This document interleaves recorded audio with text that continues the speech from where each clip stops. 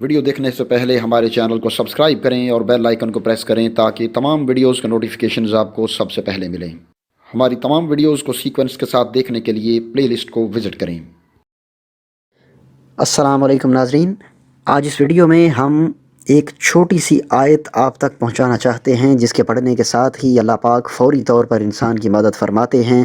جو کوئی بھی مشکل یا پریشانی میں ہوتا ہے، اللہ پاک کیسے اس آیت کے پڑھنے کے ساتھ ہی اس کی مدد فرماتے ہیں۔ ہمارے ایک دوست بتاتے ہیں کہ ان کے محلے میں ایک بھائی رہتے تھے جو کہ ابھی بیرون ملک تبلیغ کا سفر لگا کر آئے تھے۔ ان کو بتانے لگے کہ جب میں دین سے کافی دور تھا اور دین کے نزدیک کیسے آیا۔ تو ناظرین، وہ کہتے ہیں کہ جب پہلے تبلیغ والے بار بار میرے دروازے پر آتے تھے تو میں اپنے بیٹے سے کہہ دیتا تھا کہ ان کو بتا دو کہ میں گھر پر نہیں ہوں۔ ایک بار ایسا ہوا کہ میں ان کے ساتھ چلا گیا اور بیٹھ گیا، کیونکہ گشت کے بعد تعلیم ہوتی ہے، ظہر کی نماز کے بعد تعلیم ہو رہی تھی۔ وہاں ایک دوسری جماعت بھی آئی ہوئی تھی جو کہ 4 مہینے کی جماعت تھی۔ ان کے امیر صاحب بیان کرنے لگے اور اللہ والوں کی کارگزاریاں سنانے لگے کہ اللہ پاک کیسے دعائیں قبول فرماتے ہیں۔ جب وہ دعا کی قبولیت کے مختلف واقعات سنانے لگے تو میں ان کے پاس بیٹھا تھا اور ان کو جواب دیا کہ بزرگوں، آج کل کہاں ایسی دعائیں قبول ہوتی ہیں؟ آپ نوجوان نسل کو کیوں ایسی باتیں بتانا چاہتے ہیں؟ آخر کیوں نوجوان نسل کو خراب کر رہے ہیں؟ آج کل کہاں پر ایسی دعائیں قبول ہوتی ہیں؟ تو ان بزرگوار نے جواب دیا کہ دیکھو بیٹا، میری بات کو یاد رکھنا کہ جب کبھی بھی مشکل میں پڑ جاؤ تو فوراً حسبنا اللہ و نعم الوکیل کا ذکر کرنا، پھر دیکھنا اللہ پاک کیسے مدد فرماتے ہیں۔ میں اس وقت مذاق اڑا کر چلا گیا۔ وہ کہتے ہیں کہ پھر ہوا یوں کہ جون 2011 میں جب کہ راولپنڈی میں شدید گرمی پڑ رہی تھی تو بچوں نے کہا کہ ابو جان وادی نیلم کی سیر کو چلتے ہیں۔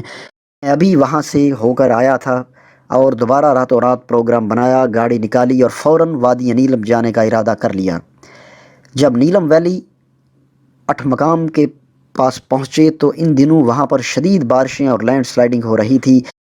کافی ساری مٹی اور کیچڑ سڑک پر پڑا ہوا تھا اور سڑک مکمل طور پر بند تھی اور سڑک کا نام و نشان ختم ہو چکا تھا۔ گاڑی آگے جانے کا کوئی راستہ نہیں تھا، لہٰذا مجبوراً گاڑی ایک سائیڈ پر کھڑی کی اور نیچے اتر کر یہ جائزہ لینے لگا کہ گاڑی کیسے لے کر آگے جائیں۔ جب کوئی ترکیب نہ سوجھی، کافی دیر کھڑا رہا تو پھر میں گاڑی میں بیٹھا، سٹارٹ کی اور گاڑی کو تھوڑا سا آگے لے کر گیا، لیکن اس جگہ پر وہ ایسی پھنس گئی کہ جس سے گاڑی کے چاروں ٹائر کیچڑ میں پھنس گئے اور ٹائر گھومنا شروع ہو گئے، جس سے کیچڑ اڑ کر گاڑی پر پڑنا شروع ہو گیا۔ جب میں نے نیچے اتر کر دیکھا تو گاڑی ایک چٹان پر کھڑی تھی اور چاروں پہیے پوری طرح کیچڑ میں دھنس چکے تھے اور صرف باڈی کیچڑ کے اوپر تھی۔ وہ بتاتے ہیں کہ میں جتنی کوشش کر سکتا تھا کر لی اور آخر میں تھک ہار گیا، بری طرح ناکام ہو گیا کہ ایک گاڑی ٹیلے پر آ کر رکی ہوئی ہے کہ کوئی صورتحال ایسی نہیں تھی کہ گاڑی اس سے آگے نکل سکے۔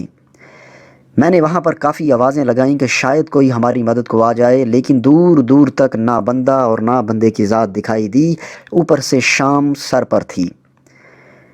ان کے بقول میں نے اپنی آنکھوں سے دیکھا کہ بارش سے مٹی کے بڑے بڑے ٹکڑے کٹ کر گرنا شروع ہو گئے اور آ کر روڈ پر گرنے لگے۔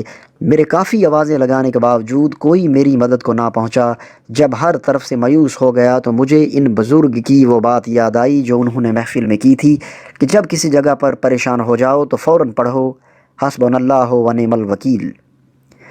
وہ کہتے ہیں کہ میں نے یہ وظیفہ کرنا شروع کر دیا اور اللہ تعالیٰ سے دعا کی کہ اے میرے مولا، میں ساری دنیا سے کٹ چکا ہوں اور مایوس ہو چکا ہوں، اب میرے پاس سوائے تیرے اور کوئی راستہ نہیں ہے، اب تو میری مدد فرما۔ جب یہ ذکر کرنا شروع کیا تو دیکھتے ہی دیکھتے میری گاڑی جس چٹان پر تھی، اللہ کے حکم سے آواز آئی اور وہ چٹان پھٹی، مٹی نے خود راستہ بنا لیا، چاروں ٹائر زمین پر لگے، میں گاڑی میں بیٹھا، وہاں سے گاڑی چلانا شروع کر دی۔ یقین مانے کہ گاڑی ایسے چل رہی تھی جیسے کہ پکی سڑک پر بھی نہیں چلتی۔ ناظرین، یہ بتانے کا مقصد صرف یہ ہے کہ جب انسان پریشانی اور مشکلات میں پھنس جاتا ہے، ہر طرف نظریں دوڑاتا ہے لیکن ہر طرف سے مایوس ہو جاتا ہے، پھر کوئی نہیں ہوتا اس کے سوا جو آپ کو مشکلات سے نکالے۔ جہاں تک ہو سکے آپ یہ واقعہ، یہ وظیفہ اپنے تمام جاننے والوں کو بتا دیں کہ کیسے حسبنا اللہ و نعم الوکیل کا ورد کرنے سے اللہ تعالیٰ نے مدد کی اور کیسے اللہ کی مدد نازل ہوئی۔ ناظرین، جب انسان اللہ تعالیٰ کو دل سے یاد کرتا ہے تو پھر اللہ پاک انسان کے سابقہ گناہوں کو نہیں دیکھتے کہ یہ بہت گناہ گار ہے، دین سے دور ہے، یا اس نے کبھی کوئی نیک کام نہیں کیا۔ الحمدللہ ہم محمد صلی اللہ علیہ وآلہ وسلم کے امتی ہیں، جن کی امت میں آنے کے لیے نبیوں نے بھی دعائیں مانگی ہیں کہ اے اللہ ہمیں بھی امت محمدی میں سے بنا۔ ناظرین، اب آپ کو بنی اسرائیل کا ایک واقعہ سنانا چاہتا ہوں۔ بنی اسرائیل میں ایک نوجوان تھا جو بہت ہی سرکش تھا، اپنے نفس پر ظلم کرنے والا تھا۔ اسے شہر والوں نے دھکے دے کر شہر سے نکال دیا تھا کہ کہیں تمہاری وجہ سے شہر پر اللہ کا عذاب نہ آ جائے۔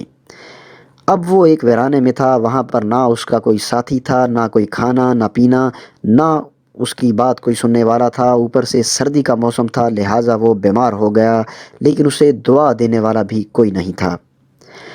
اب اسے اپنے اکیلے پن کا احساس ہوا کہ میرا یہاں پر کوئی نہیں ہے، اور جب انسان اکیلا ہوتا ہے، مشکل میں ہوتا ہے اور اسے کوئی آسرا نہیں ملتا تو وہ فوراً اللہ تعالیٰ کی طرف رجوع کرتا ہے۔ اس نوجوان کا انتقال ہو گیا۔ اللہ تعالیٰ نے حضرت موسیٰ علیہ السلام کی طرف وحی نازل فرمائی کہ میرے اولیاء میں سے ایک ولی کو موت آ گئی ہے، آپ وہاں پر جائیں، اسے غسل دیں اور اس کا جنازہ ادا کریں، اور اعلان کر دیں کہ جس انسان کے گناہ بہت زیادہ ہیں، اگر وہ اس کے جنازہ میں شامل ہو جائے تو میں اس کے گناہوں کو بھی معاف کر دوں گا۔ جب بنی اسرائیل میں حضرت موسیٰ علیہ السلام نے یہ اعلان کیا تو تمام لوگ اپنے گھروں سے نکل آئے اور وہاں پہنچے جہاں پر وہ نوجوان فوت ہوا تھا۔ جب لوگ وہاں پر پہنچے تو انہوں نے اس نوجوان کو پہچان لیا اور کہنے لگے، اے اللہ کے نبی، یہ تو وہ فاسق ہے جسے ہم نے اپنی بستی سے نکالا تھا۔ حضرت موسیٰ علیہ السلام بھی حیران ہوئے کہ یہ تو وہی نوجوان ہے جو گناہوں کے بغیر نہیں رہتا تھا۔ اس بارے میں اللہ تعالیٰ نے حضرت موسیٰ کی طرف یہ وحی نازل فرمائی کہ یہ لوگ صحیح کہہ رہے ہیں اور یہ اس کے گواہ ہیں، مگر جب اس بندے کو اس ویرانے میں موت آئی تو اس نے اپنے دائیں اور بائیں دیکھا۔ جب اسے کوئی دوست نظر نہیں آیا، اکیلا تھا، اس نے اپنے نفس کو بہت باریک پایا، اپنے آپ کو ذلیل پایا، اپنے آپ کو ٹوٹا ہوا پایا۔ تو پھر اس نے اوپر آسمان کی طرف دیکھ کر یہ الفاظ کہے، اے اللہ، تیرے بندوں میں سے ایک بندہ ہوں، غریب ہوں، شہر سے نکلا ہوا ہوں، کوئی مجھے شہر میں رہنے نہیں دیتا۔ اگر میں جان لیتا کہ جو عذاب آپ مجھے دیں گے اس سے آپ کی شاہی میں اضافہ ہوگا، اور اگر آپ مجھے معاف کر دیں گے آپ کی شاہی میں اس سے کچھ کمی ہو جائے گی تو میں آپ سے مغفرت کا سوال ہی نہ کرتا۔ میرا درجہ اور ٹھکانہ آپ کے سوا کوئی دوسرا نہیں ہے، اور آپ نے یہ فرمایا ہے کہ میں غفور الرحیم ہوں۔ اے اللہ، میری امید پر آپ مجھے ناکام نہ کریں۔ تو اے موسیٰ، کیا مجھے یہ اچھا لگتا ہے کہ میں اس کی دعا کو رد کر دوں؟ اور وہ اتنا اپنے آپ کو پمال کر کے دعا مانگ رہا ہے تو اس نے مجھ سے ہی میرے وسیلے سے دعا کی، میرے سامنے گڑ گڑایا، اور میں اپنی عزت کی قسم کھاتا ہوں اگر اس نے ساری دنیا کے گناہ گاروں کے بارے میں مجھ سے دعا کی ہوتی تو میں اس کے اس انکسار کی وجہ سے سب کے گناہوں کو معاف فرما دیتا۔